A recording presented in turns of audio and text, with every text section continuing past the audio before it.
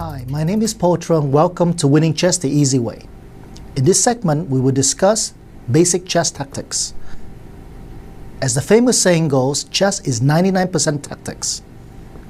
And in this DVD, Susan will explain to you 13 different tactical motives. In addition, she will introduce to you ways how you can improve your chess tactical skills through a special pattern recognition method that was developed by Susan herself. Susan? Thank you, Paul, for the introduction. Welcome all who is watching. It's my pleasure to introduce to you the basic chess tactics.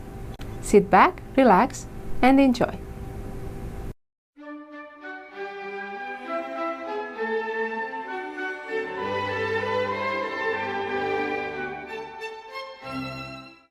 The first element I'm going to introduce is the fork, or double attack as we also call it.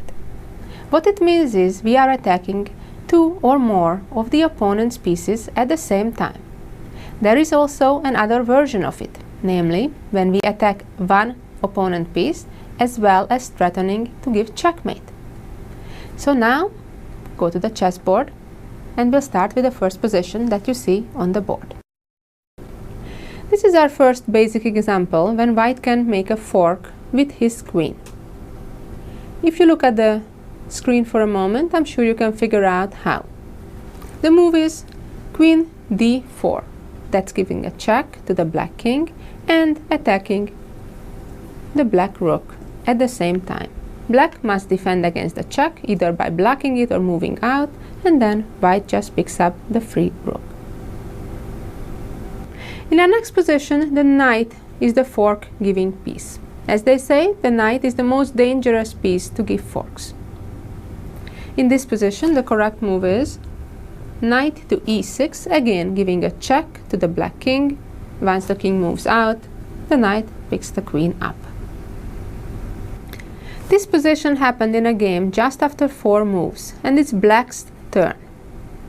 Again, queen is the hero of the game, moving queen to a5, checking the white king. White blocks the check one way or another, and then the queen picks the bishop up for free. Our next example is somewhat different. We are not attacking two of the opponent's pieces. However, we are attacking the black rook and threatening checkmate. The correct move is queen e4, attacking black's rook on a8. If the rook moves away, we are giving checkmate by queen h7. So black's best bet is to stop the checkmate, but in that case, white simply picks the rook up, winning a full rook. In our next position, the hero is the little pawn. And the solution is pushing the pawn up, attacking the king and the bishop at the same time. The best black can do is give the bishop up and get one pawn in return. Our next example is somewhat more difficult because it's not just a one-move fork. However, we have to create it. Right now, you cannot give a fork. You need to build up to it. And the correct move here is to trade the queens, to force the white king into the forking position, and then the black rook can come down, giving a check and winning white's bishop on b2. Our next position is interesting. White has 2 rooks, while black has a queen. The most obvious looking move would be moving the knight to d7, attacking black's queen and black's bishop, in fact, threatening to checkmate by rook takes bishop. However, now black has a way to make a fork by moving the queen to c6, checking white's king, and next move, picking up the white knight for free. Therefore, knight to d7 is not the correct solution. This is again a 2-move combination. The correct answer is rook takes bishop, sacrificing the rook for the bishop, forcing black to capture the rook, and now play knight d7, already with a much bigger effect. Checking the king, king gets out, and all of a sudden we got a tremendous advantage of an extra rook and knight. In this position, black is attacking white's queen, and there is no way to fork right away. Here we need to set it up. Again, it's a two-move combination that involves a queen sacrifice. Try to take a moment, figure it out if you can. The answer is queen takes bishop, giving the queen up, forcing the king into the forking position, and now the knight jumps to c5, and next move, knight takes queen.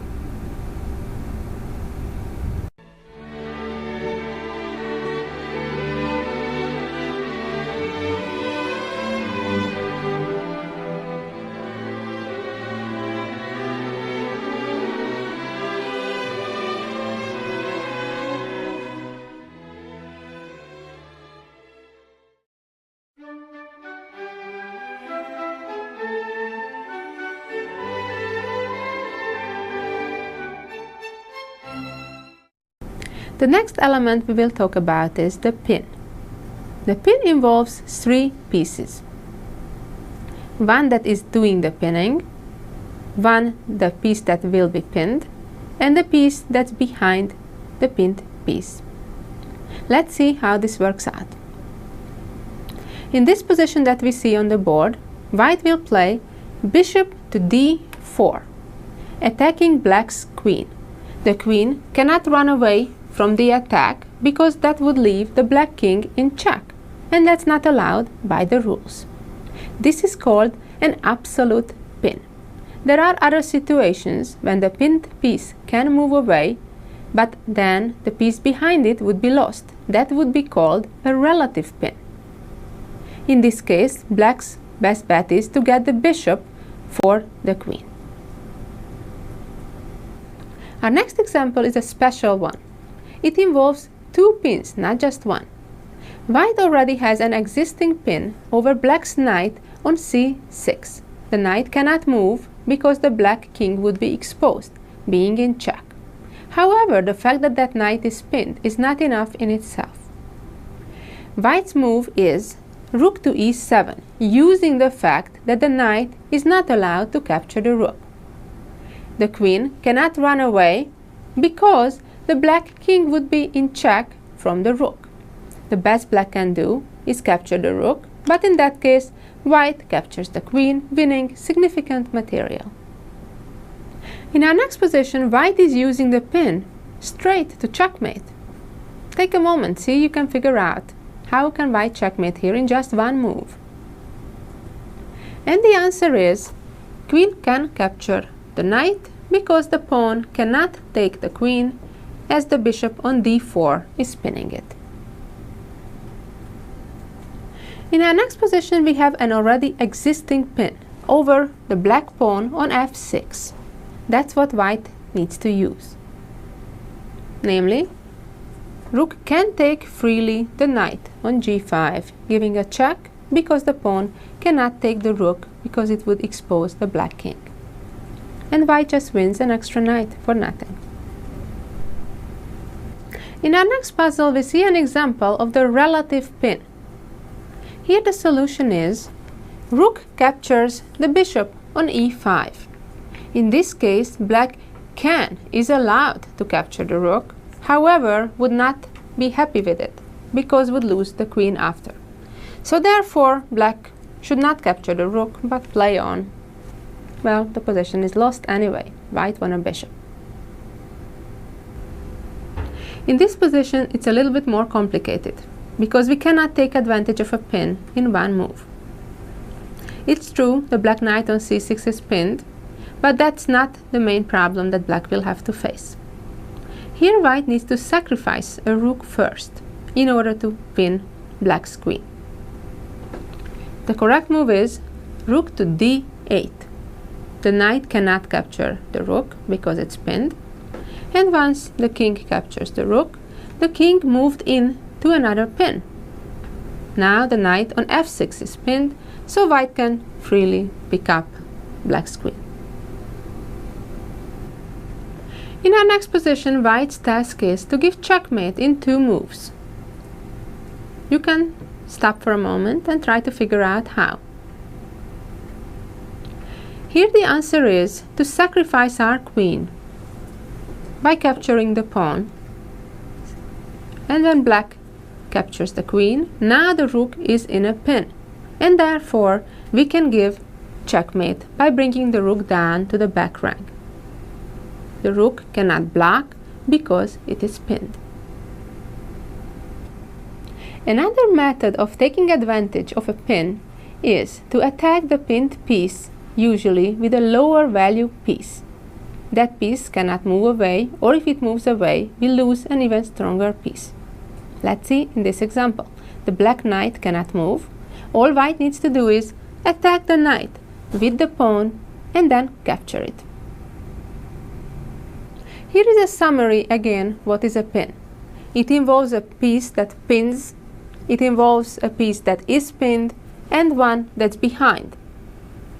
In case the middle one moves, either it's impassable, when it's a case of an absolute pin, or let's say a queen would be here instead, then it would be a relative pin when the knight can move but would lose an even stronger piece.